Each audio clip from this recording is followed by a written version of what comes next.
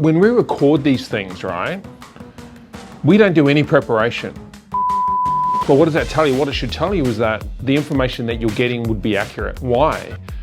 Because if you don't know this stuff, you can't make it up on the fly. Because to be a bullshit artist, you have to go and research all the information. A bullshit? Or you just blatantly make it up. So just anyway, all the data that I talk about in these videos are from real life business experience. We've turned over $100 million in sales. Here we go, money talk. We run 3 or 4 companies, just about to start another company. And we have real clients, real customers. We spend tens of thousands of dollars every month on marketing. And we have staff and an organization infrastructure, right? So everything I talk about in these episodes, by the way, is real, from real experience. And it's not fake news, right? So this is not CNN. So today we're talking about why businesses fail, right? I've written a number there. So that number is average between the US and Australia. So I pulled all the data from those federal bureaus and I extrapolated it out and I ended up on 96%. Fuck, that's a big number. 96% on average of businesses fail. So I'm gonna bring this is something I prepared earlier. I'm gonna run through some numbers, all right? So I'm gonna start with the US numbers. These numbers are just astonishing to me. So these numbers were taken from the Business Bureau in the US for 2024 financial year. In year one, 20.4% of businesses failed in year one, right? That's 7.1 million businesses. By the way, 34.8 million businesses get registered on average every year in the US. That's bigger than Australia's population, 34.8 million. Okay, so 20.4% fail, and yet 49.4% fail. That's 17.2 million businesses, 17.2 million. In year 10, it increases yet again to 65.3%, 22.7 million businesses fail up to year 10. So longevity normally isn't the game. That's what the data tells me, right? And what it also says in some of the other information I read is that the longer you're in business, the harder it is to stay alive, right? If you look at what inflation does to businesses, what taxes, if they increase, does to businesses, if you don't know how to remonetize, increase sales, what happens is your gross profitability and profitability overall goes down over a longer time horizon than a shorter one. Now, I would much rather go out of business in year 1 than year 10. That is a much better scenario. I don't want to go out of business at all, don't get me wrong, but that data is incredible. I want to run through it quickly one more time. So year 1, it's 20.4%, so this is in the US only. I'll get to Australia shortly. Year 5, 49.4, year 10, 65.3. Those numbers are incredible, and that's from 2024, right? So they're accurate. I'm gonna pivot to Australia. Okay, in year 1, it's 20.4%, so very, very similar to the US. It's 543,000 businesses. So the number for Australia is 2.66 million businesses get registered every year in this country. Big difference, isn't it, from the United States, which is 34.8 million. Huge. Okay, year 5, 48.3%. 1.31 million businesses go out of business up to year 5. And in year 10, it's 62.9%. Crazy. That's 1.74 million businesses go out of business year 10. Out of 2.66 million registered businesses. That's an incredible number. Why is that? That's what we're talking about today. Why 96% of businesses on average go out of business. There's some key things to that. I think what the market does is it says to business owners, if you start a business, you will increase your income. That's actually not correct. Because people want to go into business because they think that that's the narrative of starting a business. It's actually not. businesses operate on a time horizon. I know things have changed with social media, and it's easier, I think, to get closer to revenue generation than it ever has been in the history of the planet. But I still think committing to a business is a long-term venture, not a short-term one. Like, I know kids who think they want to get to $1 million in 12 months.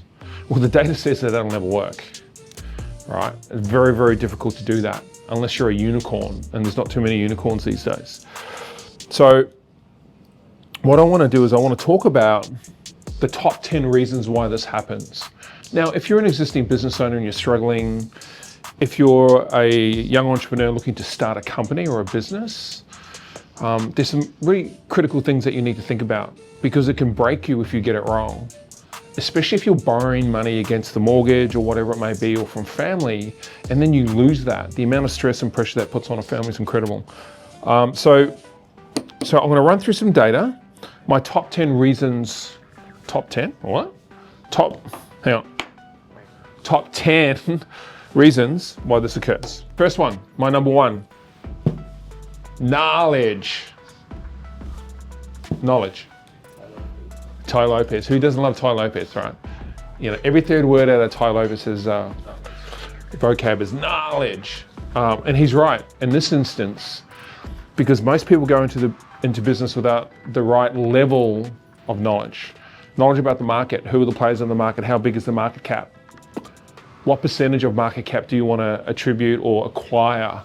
What's your strategy to do it? How much is it going to cost you? You know, what's PMF? Right? What are margins? What are your margins going to be? How long is it going to take for you to BEP, break even point?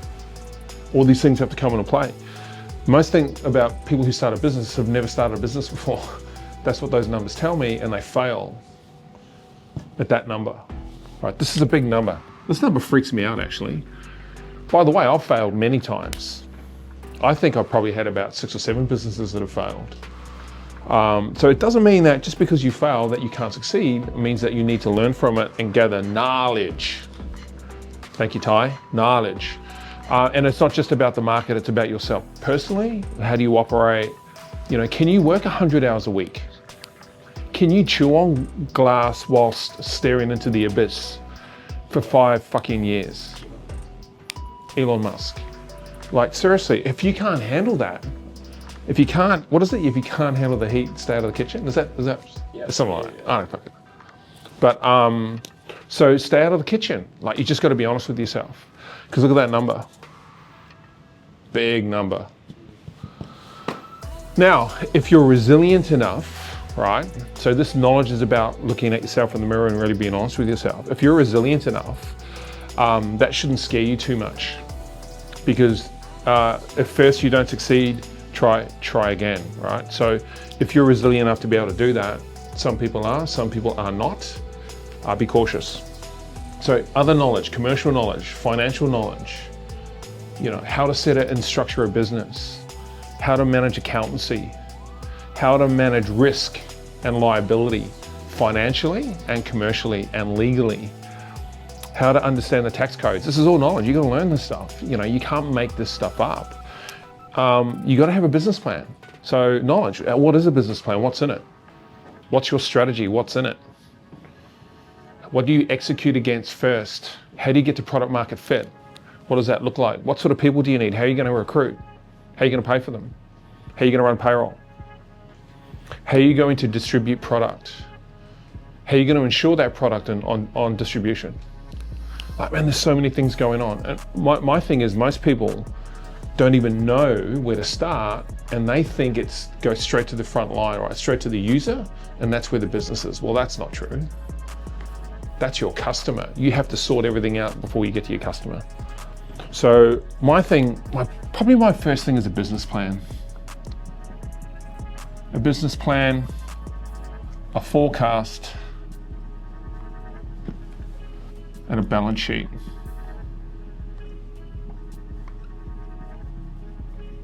Those are sort of my 3 go-tos, right? If I was going to start a business, which we are. Actually, we're launching another business. It's a tech stack business, subscription business.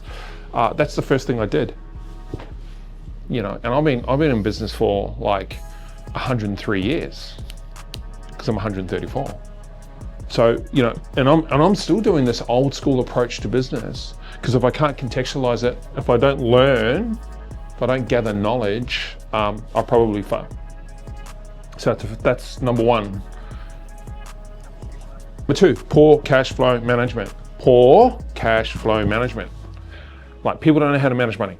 Simple. Most people don't know how to manage money. If you speak to anyone off the street, friends and family members, they don't know how to manage money.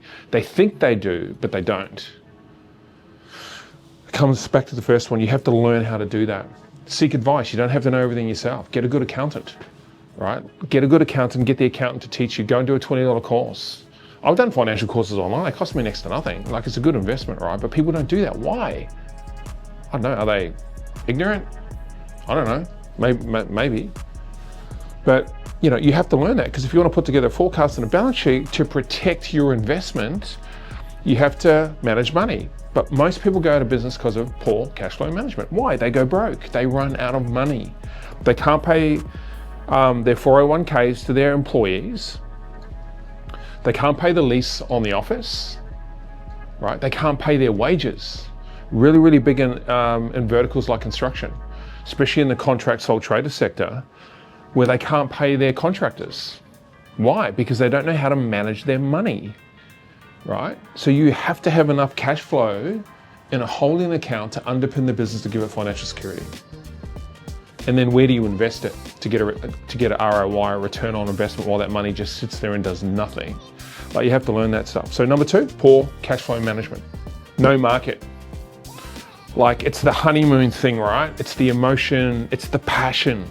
I'm so passionate about this. I'm so passionate about plastic coasters. Like, I just want to start a plastic coaster business. Is there a market for plastic coasters? Probably not. So why would you do it, right? Just imagine there's someone out there who's going, oh my God, I was just thinking about starting a plastic coaster business. So is there a market for what you're about to do? Like cafes, right? Always, you know, by the way, in the data that I started this with, construction and hospitality were the two highest businesses on the scale across both countries, that had the highest failure rate. So, if you want to start a cafe, the chances of you succeeding and making money is very, very low. You know, so you want to be careful. I know people get passionate about, oh look, I don't want to work in my 9-to-5 job 5 days a week anymore. I just want to have a lifestyle business. Well, it's not that, right? Because the chances are you're going to fall into that number and you're going to lose all your money, because there's no market for it. I guarantee God is looking down on us and say, humans, can you stop opening up fucking coffee cafes all over the planet? Like, enough is enough, right? So think about that. So what you do is you look at your market cap. Your market cap, right? How big is it? One of the markets we play in is 43 billion. So we have a percentage of market share that we think we can acquire, right? Now, that market share costs money to acquire over a period of time. No matter how big or small your business, if you can't do that and you don't know what that is, it's like trying to hit a target without seeing it. It's pretty impossible. So understand your market cap, your market, who are the players in your market, and where you position yourself on entry to the market, right? Are you a premium provider? Are you a low cost provider? You know, is it about speed to market for your business or service or whatever it may be? So number three, no market. That's another reason why businesses fall into this 96% fail rate. Number four, marketing. This little sucker right here. You start a business, you don't have a marketing budget. If you're a retail business, a cafe, a restaurant, a hamburger joint, your marketing is positioning your store in a location that has high foot traffic or exposure to high foot traffic. It might be a shopping center. It could be on a busy road, right? If you position it in the wrong place, you're not going to go in and get any customers. You have to advertise to get customers into the business. So what's your advertising budget? How are you going to market the business? Is this a social influence business? Is this a bricks and mortar business that requires foot traffic? Is it a advertising on television type or style of business? So without marketing, you're not going to attract any customers at scale. You might get a few when you start the company because it's new. That soon wears off though. I've seen it before. Now, I know businesses in this tower that we're in right now who started the business, had no marketing strategy. This guy borrowed $250,000 against his house, his mortgage, and in under 2 years he was out of business and lost all his money and his wife left him. Like, he did everything you could possibly do wrong, right? Because he was just, I want to do this, is really great. I don't want to work my job anymore. And then he lost all his money and he lost his wife at the same time. So it was a sad story, but he had no idea about attracting customers. He didn't even think about it because he didn't have any knowledge about it at all. And he did no business research about the market. He certainly didn't understand what his market cap was in that local area. Look, it was in a really good location, it had a lot of foot traffic, but he didn't even get his product market fit right. The product was poor. So people walked straight past and went to his competitor. Unfortunate story. So marketing, when you do your forecast and your balance sheet, how much you're going to spend on marketing, you should have an allocated budget or at least have a strategy for it. If you don't have the money to invest initially. Number 5, sales. Most people don't know how to sell. And most people don't like it. Like, most companies put sales down in the basement with the IT dudes, right? The IT bros. Like, sales, what's your sales strategy in your business plan? Because the reason you're going into business is to make money. Now, Democrats don't like that, right? But that's what they want. But they don't want to work for it. They want the government to give it to them for free. But if you're in business, the only one that will make the money is you. So in your business plan, what's your forecast over a time horizon for your business? Now, if you don't have that, again, you don't have a target to hit, you'll fall into the 96% average of going out of business in that first 1 to 5 years. Which again, hundreds of thousands of businesses in Australia do that, and millions in the US do that. They don't understand the sales process. And I don't care whether you're an online business or you're a bricks and mortar business, whether you're a product business or a service business, that is one of the most important things that you could lean into. And don't ignore it. You know, I get that, just build it and they will come. Well, that's only going to last for a very short period of time, right? And what makes your business better than your competitors? Probably fucking nothing, because you're new. And if you haven't done any of this, you're going to have a poor product, no business plan, no strategy, no marketing, no money for marketing, and you don't know how to sell. Come on, man, like, this is, you know, how do you get to this number? It's just, this is easy stuff, but most people don't know it. Because they run blindly into the forest like Bambi and they have no fucking idea what they're doing. They don't. But they live in this, you know, they've got blinkers on. They think they're passionate about this and I know this market. Well, you probably know how to do it. It doesn't mean you know how to run a business. Just because you're good at something, it doesn't mean you know how to run a business.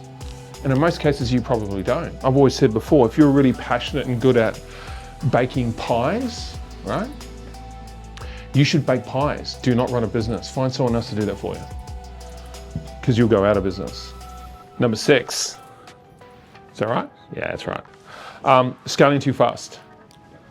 So if you manage to get through all of this, you put yourself in a position where you want to scale too early. And again, if you want to scale, you need a forecasted balance sheet and business plan. But Lawrence, but I've already done a business plan when I started the business. This is a complete different thing. You should be reinventing your business plan on a continual basis.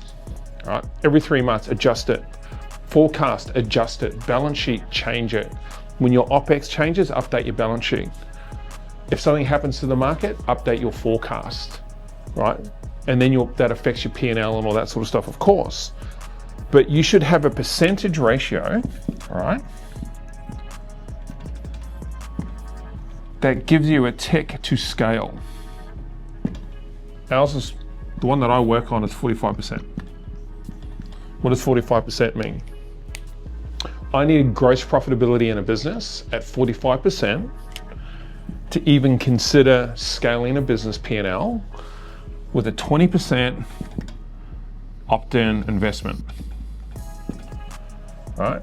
So I have 25%, right, gross profitability that stays in the business, and I set aside 20% for investment for growth, which is a scaling strategy. It's in your business plan. Never do this without advice. You'll break the P&L and you'll go out of business really fucking quickly. And if you overinvest in this, what happens is, you know, most people, if you manage to get through the first 5 years, great, cool. No harm, no foul. Now you think, oh man, we're making money, I'm gonna start to scale the business. Like, we're doing that right now, and I've been very, very cautious about it. And I've sought a lot of good advice from a lot of different people, you know, billionaires, multimillionaires, accountants and lawyers, to figure out how that strategy should come into play, because I don't want to risk where we're at. Like, we have cash in the bank and we're debt free. Very rare for a business. We're 7 years in business. You know, I don't want to jeopardize that. So I'm very cautious about the numbers. But if I work to the system, 45 to 20% investment ratio, this protects the business, this gives me investment. That'll get you to scale your business. Now, how fast you want to go will depend on how much revenue you're making, and of course how much it costs. But the forecast and the balance sheet will tell you that. So you should run this as a separate business. It's not the same as the business that you operate, would be my thing. But the data is telling me that business owners scale too fast, too quickly, and it shakes the company too much, and then it's too late, you know, without bringing in external money. But when a business P&L is going down, no one's going to invest in it. So, you know, you've sort of got nowhere to run, to be cautious about that. Number 7, operations. What does operations mean, Lawrence? It's what underpins business. Service business, bricks and mortar business, online business, whatever it may be, manufacturing business, exportation business,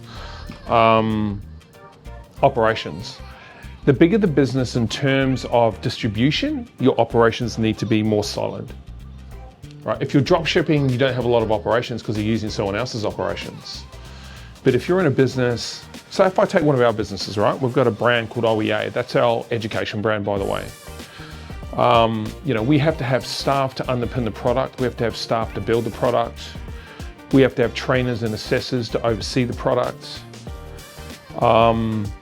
We have to have customer service. We have to have sales, right? That's classed as operations if you look at it from top down. So how good and stable is that? So when a lead comes into the business, how do you manage it? That's the operations of your business. A lot of people fuck that up because it gets quite complex. My thing is you need to document your operations in a workflow and an operations document. So it details everything that happens inside the business, and that should be in your business plan. That's one of the first things that you should write. So when you write it in the first instance, it's quite simple, but as you grow the business, you add to it, right? And I've noticed that we're not great at this. And I'm spending time actually on that process right now, is to improve this space because it's lacking. Right, so if your operations falls over, what happens? Your customer shakes, and then you start getting bad reviews on Google, right? Trustpilot scores go down. And then when that happens, it's really hard to pull yourself back from that because the market's the market. And sometimes the market, if you look at your market cap, it can be quite intimate and quite small. And then when people start commenting, you know, look at social media, man, like you can't get away from those negative comments. You can't remove them in most instances. Is that when your customers start to create negativity surrounding your brand, you're done, right? Like you see these dudes, I see them all the time on social media. They do this business for 6 months, selling a certain product, right? And then 6 months later, they're selling a different product. Why? Because they couldn't figure this out, right? Because they pissed off enough customers to go, shit, I've got to get out of this and I'll just go do something else. And then they duplicate what they did in the first instance without figuring out, oh, if I just got my operation back end correct so I can service my customer well, that is it. I can attribute that, by the way, to winning my battle with the forecast or the P&L, because great operations will underpin great customer service, which will underpin great delivery to your customer and your client, which will give you LTV, right? That means your customers may come back again and purchase from you again for the one investment, right? So it's really, really critical. So operations is number 7, really, really critical. Number 8, market changes. Markets shift all the time, and in fact, I think markets are moving faster now than they ever have with, the inclusion of exponential technologies like AI. Sure, I'm not going to talk about AI, by the way. Just so markets are moving so fast, and if businesses and business owners are not adept to that, they're probably going to find themselves in trouble. Contributing to this big number here, 96%, because I think it's moving super fast, and markets are changing, especially in advertising.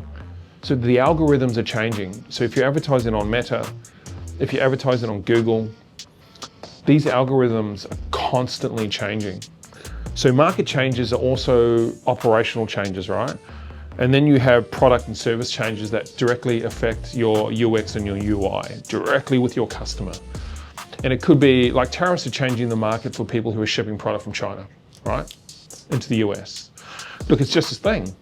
And that happened really, really quickly in a matter of months, right? And no one really saw that coming. And then all of a sudden you can go out of business just like that. So you need contingencies and strategies to protect the business.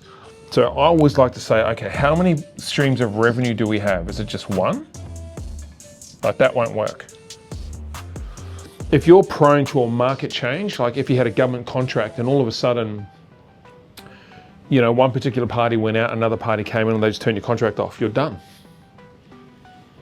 A third party comes in and terminates the contract. A CFO sees your invoice and go, what's this for? We don't need it. Elon and Doge come in and they just say, we don't need this, and they kill it. You're out of business, right? Like if you're selling a product trend, that'll only last for a certain amount of time. And then you have to release another product at the right time to continue revenue. So you probably want 1, 2, 3 revenue streams in your business. Now, if you're a cafe and you're a very small business, it's very hard to do that, but you can do it. Okay, I'm going to sell drinks, food, I'm going to do lunch, I'll do breakfast, but I won't do dinner at the start. You know what I mean? I might sell product in my shop as well. I've got 1,800 people come through every day. This is the vertical demographic of the area in which I reside. That's where my business is. These people have money, they're a wealthier community. I'm going to sell product to them as well as selling coffee and food. So you diversify your revenue. If you're a big company and you're selling consultancy services to corporates, to the Fortune 500, what else can you offer to them? If you're mowing lawns and then, in the winter, your business goes down, what's your alternative service, right? To keep your forecast on point. So if you mow lawns in the summer, you don't have enough staff, you're making a hell of a lot of money, and then the winter comes, what do you do then? Maybe you could move into maintenance, cleaning gutters, I don't know, trimming trees is a good, there's all these things that you can do. So you just need to be very careful about when the market changes, what other revenue brackets do you have generating cash flow for the business? Like that's super critical. Right. All right. Legal and compliance. It's a lack of understanding about your market and your legal obligations to it, right? This also was tax obligations, superannuation, 401k obligations, insurance obligations can always kill your business, believe it or not. You've got to pay your taxes. Hey, no one likes the IRS. No one likes the ATO. I get it, but you have to do it. Now you can circumvent that and you can lower your obligation and your risk there, but you are going to have to pay your taxes. Small business owners don't pay their taxes. They don't. Like it's the dumbest thing ever. So in your forecast, your balance sheet and your P&L, and if I talked about 45 to 20%, right? So this is investment, this underpins. What is your percentage that you're going to set aside for tax?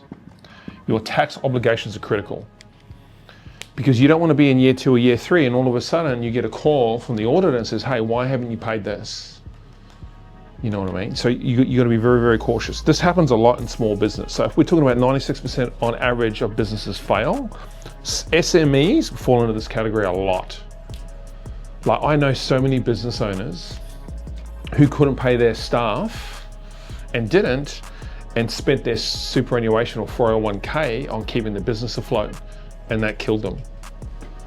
Right, because when you don't pay your obligations to your FTEs, your full-time employees or your contractors or whoever it may be, they will complain, and it'll end up in a department that'll turn on a little red flag in some computer system that's going to trigger something to your business.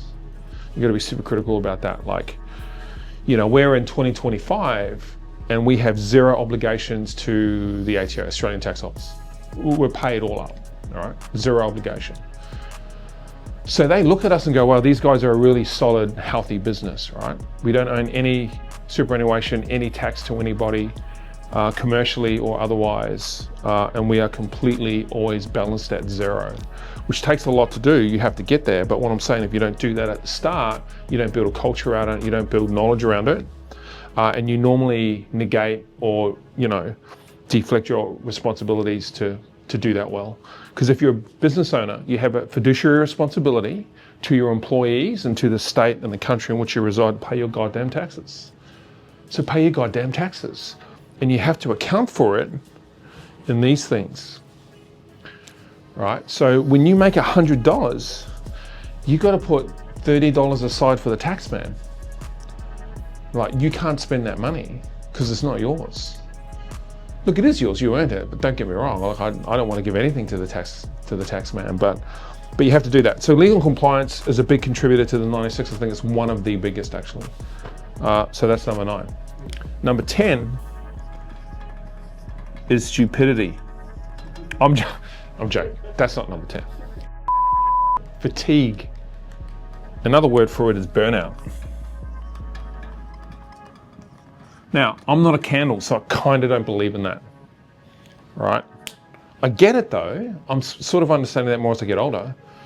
When I turn 135, I'm really starting to understand what burnout means.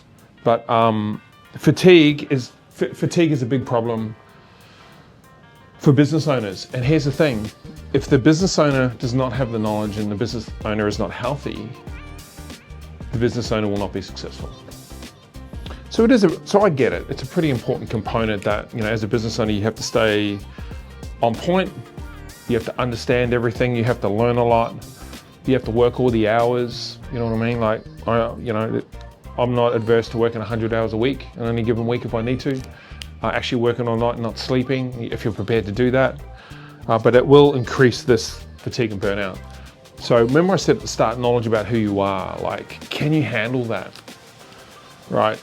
Can you handle working 100 hours a week for 3 months if you had to keep your business afloat? Because that's really what makes a difference. And a lot of people say yes to that, but in truth, if they were honest with themselves, it's a no. They can't do it. Now, do you have a family? Do you have kids? How old are those kids? Where do you live? How far is school? Who's doing pickup? Who's doing drop-offs? There's all these things that you have to calibrate and think about. Because if you don't, it adds to this. So your life, and people use the word balance, right? Don't know if I agree with that either, but maybe I do. I don't know. Maybe I agree with balance. I think balance is for me is time, right? Because I don't like to move too fast in terms of time. I want to run fast and break things, but if I want to do something, I want to do it properly, so I need an allocated time to do it. If I don't do it properly, then I start to probably feel a bit of this. But if I execute well and it wins, this doesn't affect me at all, right? So I guess that's about holding yourself personally accountable. And maybe that's where that comes from for some people. Normally, this is just about sleep and stress, fatigue and burnout. So, but that was on the list from the research and the data that I got from some of those platforms. So all of these I 100% agree with. These were on my list anyway, but I'm gonna add that one out of the blue because even though I don't agree with it entirely, I think it's a real thing and the data is telling us that. We're gonna put this list up for you to have a look at. I'm sure Henry's gonna say DM us this and you can get access to that. So do that. So we're going to put all of this in there with some key critical information from some of the research we've compiled that you can read and learn from. I highly suggest everyone, if you're not in business, doing this. If you're stressed in business and you're not able to make good quality revenue, this may help. So go and read it. It's only going to take you 10 minutes. Remember this, number 1. So look, we hope that helped. Thanks for watching. And send us a DM if you've got any questions. Happy to answer those on a future Q&A session. I think we're going to do one next month. If you're looking to do a program or a course in relation to some of this information to onboard some knowledge, we have some business programs on OEA, one of our education businesses, openeducationacademy.com. You should go and check that out. But thanks for watching. Appreciate it. See you next time.